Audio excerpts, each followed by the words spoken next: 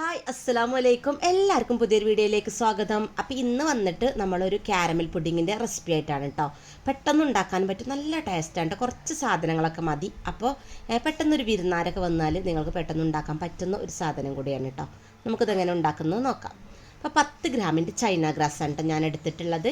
പിന്നെ ഇത് ചെറിയ കഷ്ണങ്ങളാക്കിയിട്ട് നമുക്കൊന്ന് കുതിർത്ത് വെക്കാം കേട്ടോ. എന്നാൽ മെൽറ്റാക്കുമ്പോൾ പെട്ടെന്ന് മെൽറ്റായി കിട്ടിക്കോളും, ഇല്ലെങ്കിൽ കുറച്ച് സമയം പിടിക്കും. അപ്പോൾ അതിന് വേണ്ടിയിട്ടാണ്. പിന്നെ ഒരു പാൻ എടുത്തിട്ട് നമ്മൾ 500 ml പാലാണ് കേട്ടോ എടുത്തിട്ടുള്ളത്. അപ്പോൾ നല്ല തിക്കായിട്ടുള്ള പാലെടുക്കാൻ ശ്രദ്ധിക്കുക. അപ്പോൾ നല്ല കുറച്ചുകൂടി ടേസ്റ്റ് കൂടും ചെയ്യും കേട്ടോ.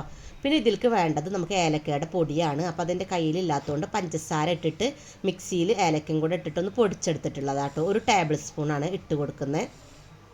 പിന്നെ ഇതിൻ്റെ ആ ഒരു ഏലക്കൻ്റെ ആ ഒരു കുറുമ്പൊക്കെ അതിലുണ്ടാവും. അത് പ്രശ്നമില്ല കേട്ടോ, നമുക്ക് അവസാനം അരിച്ചെടുക്കാൻ പറ്റും. എന്നിട്ട് നമുക്ക് അടുപ്പിൽ വെക്കാം കേട്ടോ. അടുപ്പിൽ വെച്ചിട്ട് ചെറുതായിട്ടൊന്ന് ചൂടായി വരുന്ന സമയത്ത് നന്നായിട്ട് തന്നെ ഒന്ന് ചൂടായി വരുന്ന സമയത്ത് നമുക്കിതിലേക്ക് പാൽപ്പൊടി ഇട്ട് കൊടുക്കാം കേട്ടോ. ചൂടില്ലാതെ പാൽപ്പൊടി ഇട്ട് കൊടുക്കരുത്, അപ്പോൾ അത് റെഡിയായി കിട്ടൂല. എന്നിട്ട് നന്നായിട്ട് ഒന്ന് മിക്സ് ചെയ്ത് കൊടുക്കാം. അലിഞ്ഞ് കിട്ടൂല കേട്ടോ ചൂടാവാതെ പാലിക്ക് ഇട്ട് കൊടുത്താൽ, അതുകൊണ്ടാണ്. അപ്പോൾ നന്നായിട്ട് ഒന്ന് മിക്സ് ചെയ്ത് കൊടുക്കുക. അപ്പോൾ നമുക്ക് അപ്പുറത്തെ അടുപ്പിൽ അതൊന്ന് റെഡിയായി കിട്ടട്ടെ. കണ്ടോ, ഇങ്ങനെ ആകുമ്പോൾ തന്നെ അതൊന്ന് ഓഫാക്കി ഇട്ട് കൊടുക്കുക കേട്ടോ. പിന്നെ നമ്മൾ തിളപ്പിക്കേണ്ട, അപ്പോൾ വറ്റിപ്പോവും. അപ്പുറത്തെ അടുപ്പിൽ നമുക്കൊരു പാൻ വെച്ചിട്ട് 4 ടേബിൾ സ്പൂണോളം പഞ്ചസാര ഇട്ട് കൊടുക്കുക കേട്ടോ. പഞ്ചസാര വെള്ളമൊന്നും ഒഴിക്കാതെയാണ് നമ്മൾ കാരമൽ ചെയ്തെടുക്കുന്നത്. അപ്പോൾ അതുകൊണ്ട് ഒന്ന് ഫുൾ തീയിൽ ആദ്യം ഇട്ട് കൊടുക്കുക. എന്നിട്ട് ഒന്നിങ്ങനെ അലിഞ്ഞ് വരുന്ന സമയത്ത് തീ ഒന്ന് കുറച്ച് കൊടുത്താൽ മതി കേട്ടോ. അതില്ല, ഇതുപോലെ ഞാൻ കാണിച്ചു തരാം. ഇതുപോലെ ഒന്ന് അലിഞ്ഞ് വരുമ്പോൾ നമുക്ക് തീ ഒന്ന് കുറച്ച് കൊടുക്കാം കേട്ടോ. അപ്പോൾ പെട്ടെന്ന് തന്നെ ആയി കിട്ടും. വെള്ളം ഒഴിക്കേണ്ട ആവശ്യം കാര്യമൊന്നുമില്ല. ഇത് നല്ലൊരു കളറായാലും നമ്മൾ ആ ഒരു പുഡിങ്ങിന് കളർ ഉണ്ടാവുകയുള്ളൂ, വേറെ ഒന്നും നമ്മൾ ചേർത്ത് കൊടുക്കുന്നില്ലല്ലോ. അത് നന്നായിട്ട് തന്നെ ആയിട്ടുണ്ട് കേട്ടോ.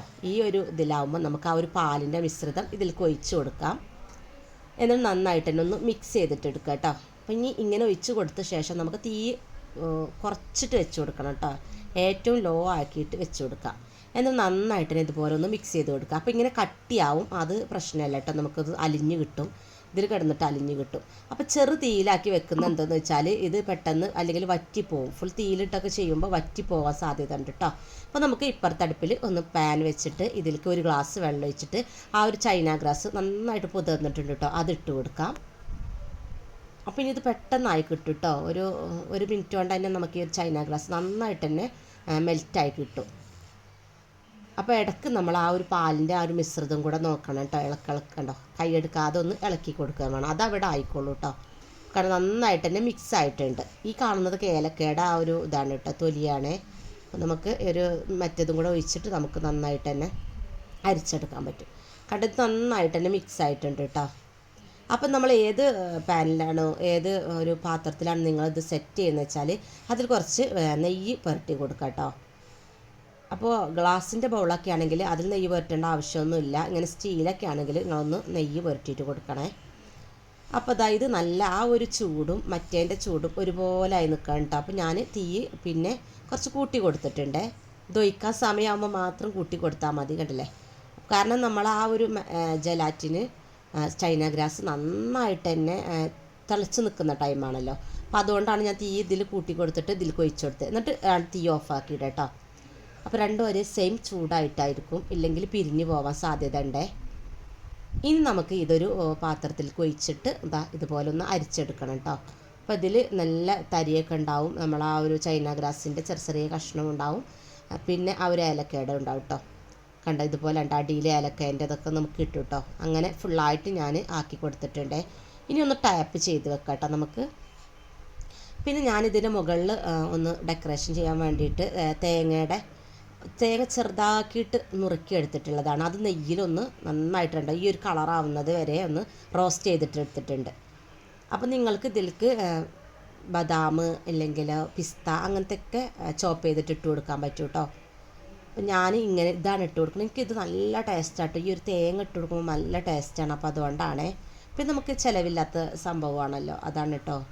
പിന്നെ ഈ ഒരു സൈഡിൽ ഇട്ട് കൊടുക്കുന്നത് കടലയാണ് കേട്ടോ. നമ്മൾ കടല വറുത്ത കടലല്ലേ, അത് വാങ്ങിയിട്ട് ആ തൊലി കൊടുക്കുക തന്നെ നമ്മളൊന്ന് മിക്സിയിലിട്ടിട്ടൊന്ന് പൊടിച്ചെടുത്തിട്ടുള്ളതാണ്.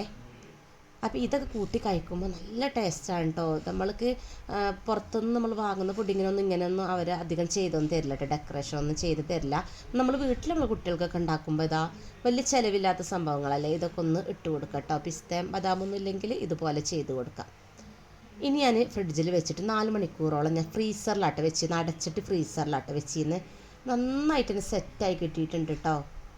അപ്പം നിങ്ങൾ ഫ്രീസറിൻ്റെ ആ ഒരു ഇതനുസരിച്ചിട്ടൊക്കെ സെറ്റാണോ നോക്കി ഇങ്ങനെ പിടിക്കുമ്പോൾ ഇങ്ങനെ തൊട്ട് നോക്കുമ്പോൾ കുറച്ച് നല്ല ടൈറ്റിൽ നിൽക്കുന്നുണ്ടെങ്കിൽ ആയിട്ടുണ്ടാവും കേട്ടോ. അപ്പോൾ കണ്ടത് പൊട്ടി പൊട്ടി പോരുകയാണ്, അത്ര നന്നായിട്ട് ആയിട്ടുണ്ടേ. കണ്ട നല്ല സെറ്റായിട്ട് വന്നിട്ടുണ്ട് കേട്ടോ. അപ്പോൾ നിങ്ങൾ എന്തായാലും ഒന്ന് ട്രൈ ചെയ്ത് നോക്കണം, ഫീഡ്ബാക്ക് അറിയിക്കും വേണം കേട്ടോ. നല്ല അടിപൊളിയായിട്ട് കഴിക്കാനൊക്കെ നല്ല ടേസ്റ്റാണ്. അപ്പോൾ കുട്ടികൾക്ക് എന്തായാലും ഇഷ്ടമാകും. പുതിയൊരു വീഡിയോ ആയിട്ട് വീണ്ടും കാണാം. ബായ്.